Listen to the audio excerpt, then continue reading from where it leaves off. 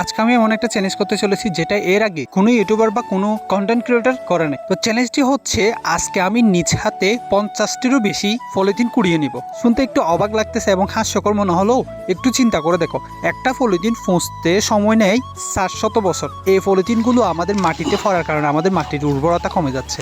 আমি 50টিরও বেশি পলিথিনকে একত্রে করে সেগুলোকে এই যে এখানে বিক্সির প্যাকেট এবং চিপসের প্যাকেট আরও আদার্স অনেকগুলা পলিথিন, এগুলা আমরা ফেলতেছি, আমাদের ভাই বোনরা ফেলতেছে, আমাদের বাচ্চারা ফেলতেছে, ঠিক আছে? তো এগুলোর জন্য দায়ভার শুধুমাত্র বাচ্চারা না, আমরা নিজেরাও।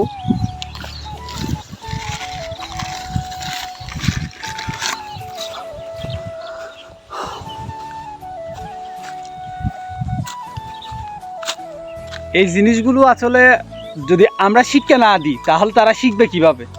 তো আজকে আমার চ্যালেঞ্জটি হচ্ছে এইরকম 100টি প্যাকেট কুড়িয়ে নেওয়া, এবং আমি শুরু করে দিচ্ছি। ইনশাআল্লাহ আজকে আমি দেখবো আমার কতক্ষণ লাগে 100টি প্যাকেট কুড়িয়ে নিতে, এবং এগুলোকে একটা নির্দিষ্ট স্থানে ফেলে ফুরিয়ে ফেলবো। সো দেখা যাক কতক্ষণ লাগে।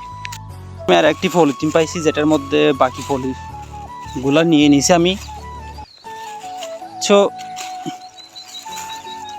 আজকের চ্যালেঞ্জটা একটু বেশি উদ্ভুত, এবং কেউ দেখলে হয়তো বলবে যে আমি পাগল হয়ে গেছি। যাক, সমস্যা নাই।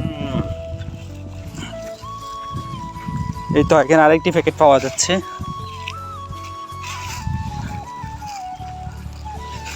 এভাবে ভিডিও করতে এবং পলিথিনগুলো নিতে আমার অনেক কষ্ট হয়ে যাচ্ছে। সো আমি আপাতত পলিথিনগুলো নিয়ে নিই, পরবর্তীতে আবার দেখা হচ্ছে।